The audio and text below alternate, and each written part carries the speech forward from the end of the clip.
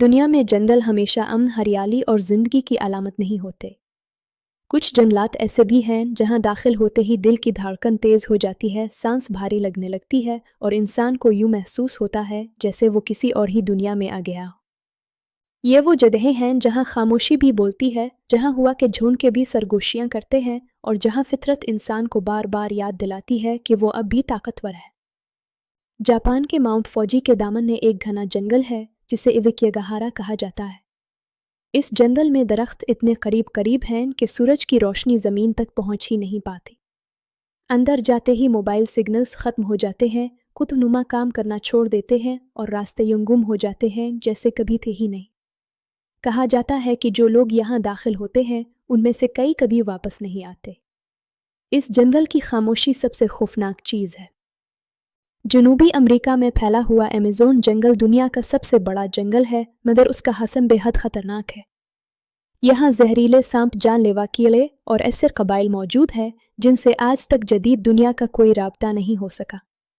یہ جنگل ہر سال سینکڑوں لوگوں کو نگل جاتا ہے اور ان کا کوئی نشان باقی نہیں رہتا۔ یہاں فطرت رحم نہیں کرتی۔ رومانیہ کا ہویا باچیو جنگل لوگوں کے لیے ہمیشہ سے معمہ رہا ہے۔ یہاں آنے والے لوگ وقت کے گزرنے کو محسوس نہیں کر پاتے۔ کچھ کہتے ہیں کہ آسمان میں عجیب روشنیاں نظر آتی ہیں، کچھ کا دعویٰ ہے کہ انہیں آوازیں سنائی دیتی ہیں۔ درخت اس طرح مڑے ہوئے ہیں جیسے کسی اندیکھی طاقت نے انہیں زبردستی موڑ دیا ہو۔ جرمنی کا بلیک فارسٹ دن کے وقت بھی اندھیرا محسوس ہوتا ہے۔ اس جنگل سے منسلک کہانیاں صدیوں پرانی ہیں۔ یہاں مسافروں کے گم ہونے، پراسرار سائے دیکھنے اور قدموں کی آوازیں سننے کے واقعات مشہور ہیں۔ رات کے وقت یہ جنگل مزید خوفناک ہو جاتا ہے، جیسے ہر درخت کسی راز کا محافظ ہو۔ آسٹریلیا کا دینتی رین فارسٹ دنیا کے قدیم ترین جنگلات میں شمار ہوتا ہے۔ یہاں کچھ پودے ایسے ہیں جنہیں چھونا بھی جان لیوا ثابت ہو سکتا ہے۔ یہ جنگل دیکھنے میں جتنا حسین ہے، حقیقت میں اتنا ہی خطرناک ہے۔ یہاں ایک لمحے کی غفلت زندگی چھین سکتی ہے۔